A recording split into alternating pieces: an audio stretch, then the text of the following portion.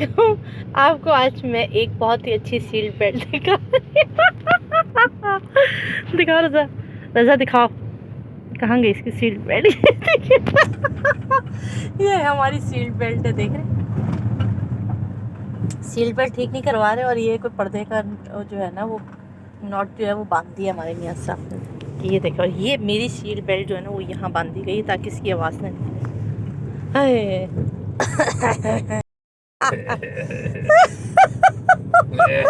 हंसी नहीं आई, हंसी नहीं आई। मुझे आ रही है, मुझे आ रही है सारी हंसी।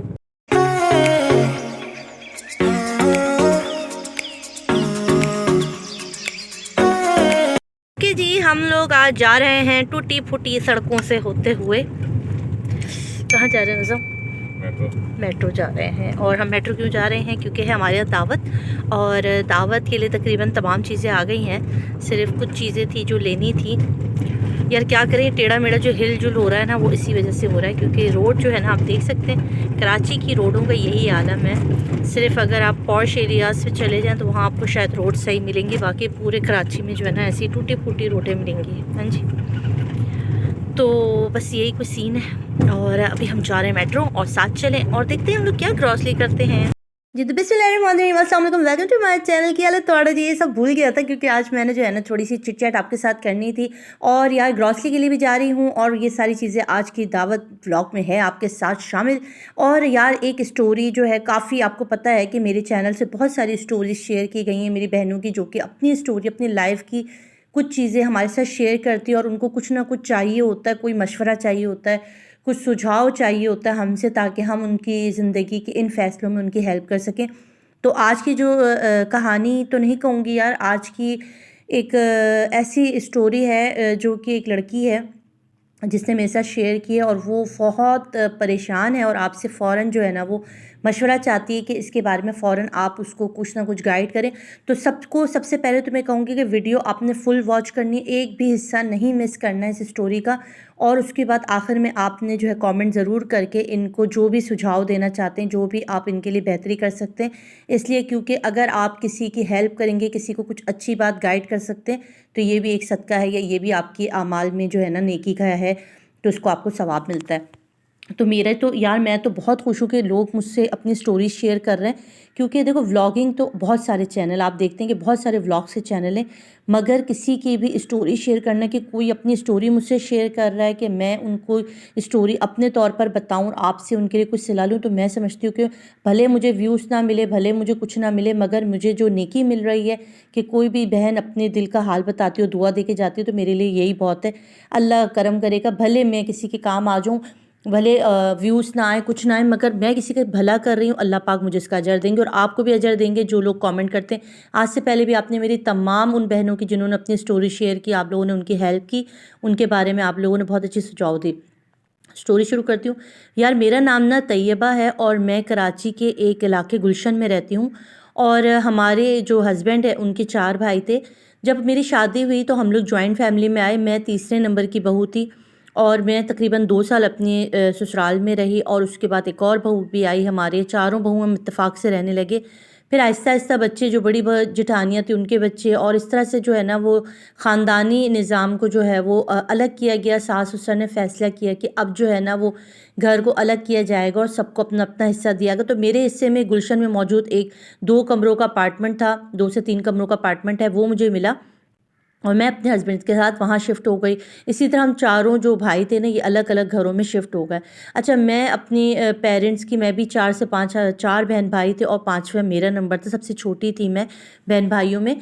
तो हमारी एक अच्छी एक फैमिली लाइफ थी, बहुत अच्छी ज़िंदगी गुजर रही थी। अच्छा, मैं जब गुलशन के अपार्टमेंट में शिफ्ट हुई तो हमारे सामने वाला जो अपार्टमेंट था ना उसमें बहुत अच्छे लोग रहते थे, एक पूरी अच्छी फैमिली थी जो उसमें रहते थे।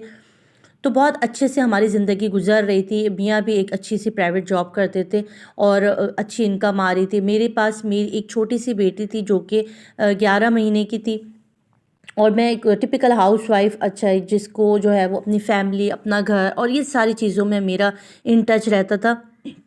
खाना पकाना, ये सारे काम थे, कोई बाहर का काम और इस तरह का नहीं था। अच्छा, कुछ अरसे बाद ऐसा हुआ कि हमारे सामने वाले अपार्टमेंट जो था वहाँ वो खाली हुआ। और अच्छा, ये अपार्टमेंट हमारे अपने थे, रेंट पर नहीं थे, अपने अपने जिसके भी थे अपने थे। सामने वाले जो थे वो जो था वो रेंट पर था, वो उनके जो मालिक मकान थे वो यहाँ नहीं रहते थे, उन्होंने अपना अपार्टमेंट रेंट पर चढ़ाया हुआ था। मेरा तो ज़ाहिर ससुराल की तरफ से मुझे मिला था, तो ये मेरा अपना अपार्टमेंट था। फिर वो अपार्टमेंट खाली हो गया और वहाँ पर जो है वो कुछ अरसे तक तकरीबन वो अपार्टमेंट 1 से 2 महीने खाली रहा। इस दौरान में एक दिन जब मैं किचन में खाना पका रही थी, दोपहर का टाइम था, तो मैंने अपनी खिड़की से देखा तो बहुत एक सामान से लदा हुआ ट्रक जो है शेज़ोर वो आया और उसमें से सामान उतरने लगा। तो मुझे फ़ील हुआ कि कुछ खटपट हमारी सीढ़ी पर भी हो रही है। मैंने दरवाज़ा खोल के देखा तो हमारे सामने वाले अपार्टमेंट में जो है वो सामान आ रहा था। तो मैं खुश हो गई, चलो कोई अच्छे से लोग हमारी अपार्टमेंट में आ गए हैं और उनके साथ अच्छी सलाम दुआ रहेगी। थोड़ी देर बाद जो है वो कुछ तकरीबन 4 से 5 बजे का टाइम था कि एक लड़की आई, उसने दरवाज़ा खटखटाया। जब मैंने खोला तो जीन्स की पैंट पहनी, एक टाइट सी टी-शर्ट पहनी और गले में हल्का सा स्कार्फ डाली हुई एक लड़की थी, जिसने कहा कि अस्सलाम वालेकुम आंटी, मैं आपके पड़ोस में आई हूँ और हम लोगों के ना अभी चूल्हा सेट नहीं हुआ है, तो मुझे कुछ कुकिंग करनी थी ताकि मैं कुछ पका के ना अम्मी और अपनी बहन को दूँ। तो मैंने उनसे कहा कि नहीं, बहुत मुझे बड़ी शर्म फ़ील हुई कि यार ये आई हैं और इस तरह से खाने का कह रही हैं। मैंने कहा परेशान नहीं हूँ, मैं कुछ पका देती हूँ जब तक आप जाकर करें। तो उसने जब मेरी बेटी देखी तो कहा कि मैं इसको साथ ले जाऊँ, इसके साथ खेलूँगी। मैंने कहा ठीक है बेटा, आप ले जाएँ, और वो पड़ोस में जाके ले गई। फिर खाना वाना पका के मैं भी वहाँ चली गई। उनकी अम्मी थी और 2 बेटियाँ थीं, उनके फादर नहीं थे, कोई भाई भी नहीं था। वो तीनों ख़वातीन जो है वो अकेली रहती थी। उन्होंने सारी अपनी डिटेल वगैरह बताई। मुझे पर्सनली उनका हुलिया वगैरह कुछ ख़ास अच्छा नहीं लगा। मैं अपनी बेटी लेके घर आ गई और फिर जब हस्बैंड आए तो मैंने उनको बताया कि भाई यहाँ पर तो न्यू पड़ोस में लोग आए हैं। फिर ऐसा हुआ इन शॉर्ट के कुछ उनका आना जाना लगा रहता था। मेरी बच्ची भी उनसे मानूस हो गई थी। अच्छा, फिर हमारे हस्बैंड का कहना था कि वो अच्छे लोग नहीं हैं, तुम ज़रा उनसे केयरफुल रहो, दूर रहो। कुछ अरसे के बाद जो है हमारे इख्तलाफात शुरू हो गए और मेरे हस्बैंड और मेरे दरमियान बहुत ज़्यादा लड़ाई शुरू हो गई, जिसका मुझे ज़्यादा इल्म ये हुआ कि मेरे हस्बैंड जो थे वो पड़ोस वाली लड़की जो थी, उनकी जो बड़ी वाली बहन थी ना, उसके साथ बहुत ज़्यादा हंसी मजाक घुलना मिलना करते थे, जो मुझे पसंद नहीं आता था। उसके बाद हमारी लड़ाई होती है, बहुत शदीद लड़ाई हुई इसी मसले के ऊपर, क्योंकि मुझे बिल्कुल भी उनके इनका जाना पसंद नहीं था। फिर मैं जो है अपने मैके चले गई, कुछ अरसे वहाँ रही, फिर ये आ गए मनाने के लिए और फिर वापस आए। और फिर ऐसा हुआ कि हमारे जो बिल्डिंग के लोग थे उन्होंने भी इस बात का जो है ना मुझे आके बताना शुरू किया कि तुम्हारे हस्बैंड जो है ना बहुत ज़्यादा शॉपर या चीज़ें जो है ना वो इनके घर लेकर आते हैं। अक्सर हमने देखा है कि वो उनके घर मौजूद होते हैं। फिर मैं अपने हस्बैंड से इस मुद्दे पे बात करना चाहती थी। मैंने उनसे कहा कि देखिए, मुझे यहाँ पर नहीं रहना, हम इस अपार्टमेंट को किराए पे देते और हम यहाँ से चले जाते हैं। तो हस्बैंड का कहना था कि देखो कैसी बातें करती हो, मेरा कोई इंटरेस्ट नहीं है, उनकी कोई बेटा नहीं है, उनकी माँ ने मुझे बेटा कहा है और कुछ चीज़ें वीज़ें लानी है जो मैं ला कर देता हूँ।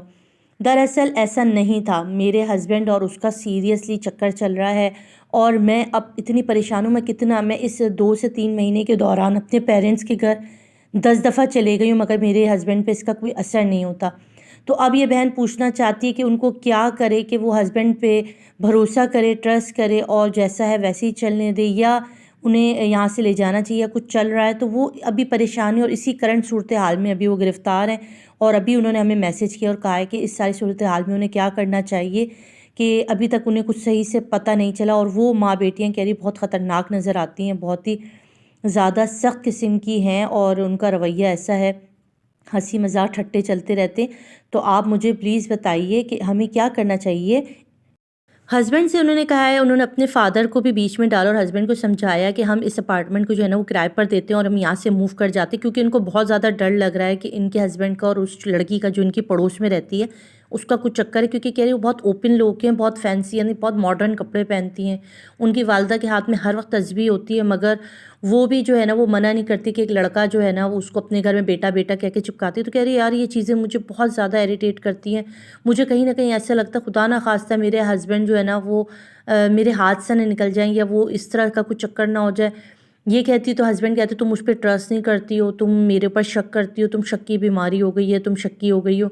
और ये सारी सूरत हाल में उन्हें बिल्कुल समझ में नहीं आ रहा उन्हें क्या करना चाहिए। अच्छा, दावत का खाना मैं शूट नहीं कर सकी क्योंकि मैं इतनी बिजी हो गई थी, अम्मी अब्बू आ गए थे और आपको पता है फैमिली आ जाती है तो बातों में मैंने बनाया था यार, पुलाव बनाया था, यखनी पुलाव, ब्रोज बनाया था और कबाब बनाए थे, कढ़ाई बनाई थी, कोयला कढ़ाई बनाई थी, कोफ्ते बनाए थे, दही रायता सलाद और ये सब पकाने में। और बाज़ार से मैं आइसक्रीम ले आई थी मेट्रो से। इतना थक गई थी कि मुझे बिल्कुल भी होश नहीं रहा कि मैं कुकिंग शुकिंग की भी वीडियो बना देती। बिल्कुल मैं थक गई थी, अकेले बंदा क्या करेगा।